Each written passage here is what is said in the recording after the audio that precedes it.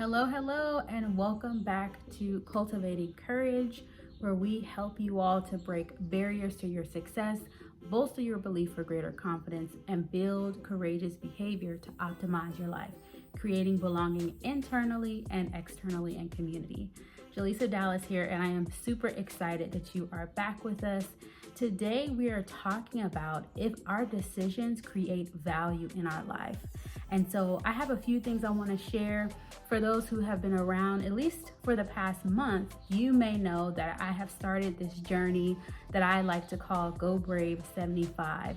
And in it, I am sharing the principles of what it means to go brave, what it means for growth, optimism, boldness, resilience, authenticity, victory, and virtue, and being equipped to empower others.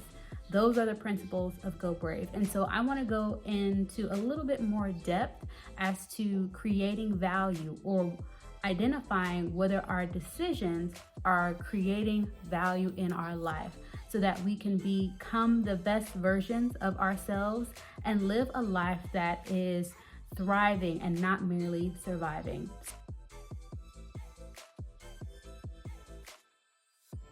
So let's get started. But before we do that, go ahead and like, comment, subscribe, and share this with someone you know, because I know it's going to be so helpful as we think about values. And I won't go into a massive definition of values because there's so many interpretations of what values are, but they're important aspects of who we are, what we determine as standards in our life. And so they also operate as a filtration system, a process by which you make decisions out of. And so today, and I have my notes here to the side, so please bear with me on questions that you need to consider or a perspective that you can lean into in order to determine if your decisions are creating value for you. So, without further ado, how do you make decisions that add value to your life? You're going to want to ask yourself, does this decision provide you with a growth mindset? A growth mindset involves us learning and unlearning. It involves us being able to be receptive to constructive criticism. It involves our progression and applying effort while also including our intentionality and planning. Another question you want to ask is whether or not your decision is allowing you to optimize your vision. And so that's you prioritizing hope, having a level of expectation and an eternal outcome. And when we are prioritizing, or rather optimizing our vision, then we're looking at it from the start, the vision, because we want to make sure for those who are believers that it's a spiritually sustainable one, meaning again there's going to be expectation, it's going to be an eternal outcome. But alongside a vision, if we're trying to get away from it being a New Year's resolution and just something we speak about and don't do, we have to have a plan that follows that vision. From there, we have to have some goals that we want to execute on and in, and then we also are going to want to have tactical steps, things that are going to measure our progress over time. The third thing you want to consider when you're talking about if your decisions are going to create value in your life is that you want to know if they're going to encourage you to boldly take risks, meaning you have to become your best advocate. Again, for those who are believers, that is leaning into the Holy Spirit to help you to apply the wisdom in your life and aligning with the Holy Spirit as your advocate, as your paraclete.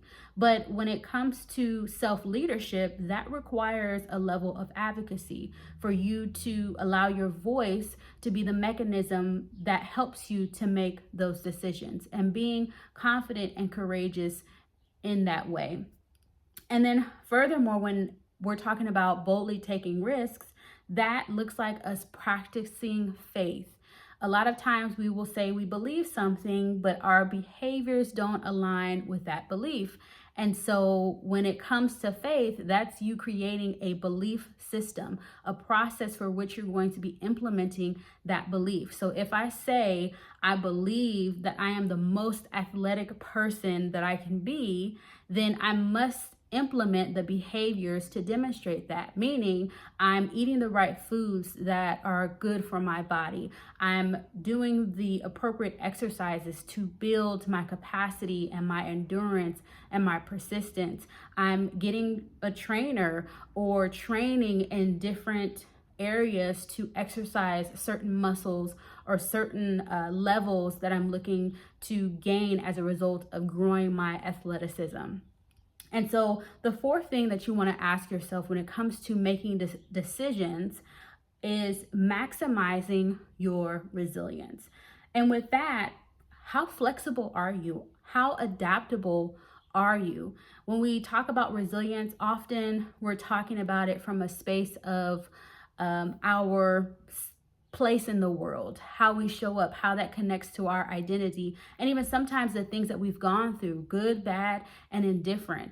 And so resilience is that bounce back effect, but then that also requires us to be courageous in some aspect for us to implement the change that resilience really calls us out to be a part of. So for example, if I'm wanting to be more resilient, then I have to do away with that resistance to change, because what resilience does, it gives us an opportunity to control in some aspect that change experience that we're looking to make. So if we want to grow in business, if we want to advance in our career, there's going to require a level of resilience, and in that some change. Okay, so the fifth area, when we're thinking about asking yourself, does this decision allow me to, when we're thinking about our values or adding value to our life, we're going to want to see if our decisions allow us to show up authentically, meaning we're that much more self-aware.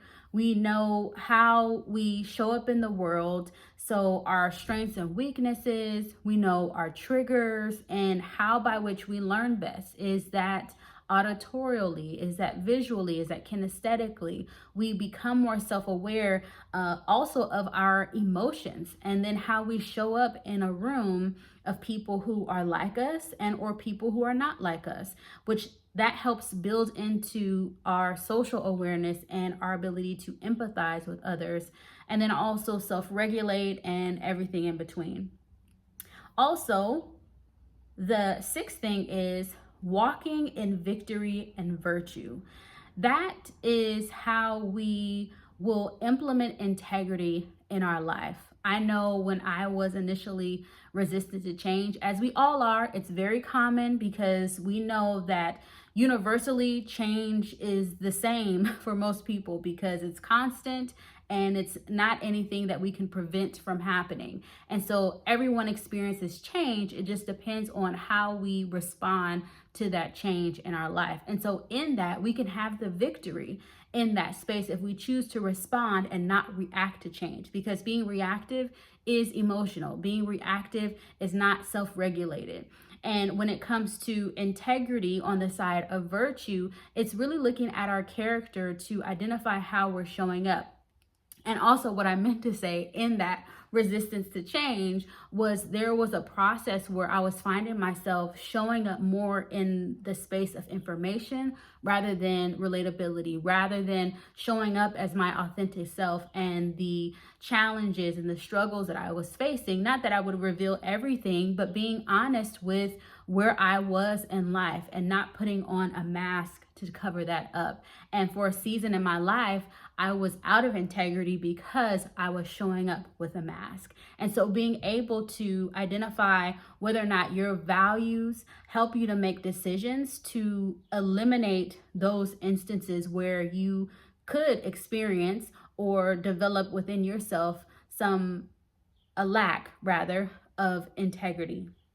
And then finally, when it comes to whether your decisions add value to your life, then you want to think about if your decision allows you to become equipped in purpose and empowered by grace. Meaning, are you blessed to be a blessing? I believe I am. I believe we all are, if we do our due diligence to be equipped in our purpose. And so purpose has a lot to do with who we discover ourselves to be internally, and then later how that shows up in the world. So we are all, for those believers out there, are created in his image and likeness, the image of God.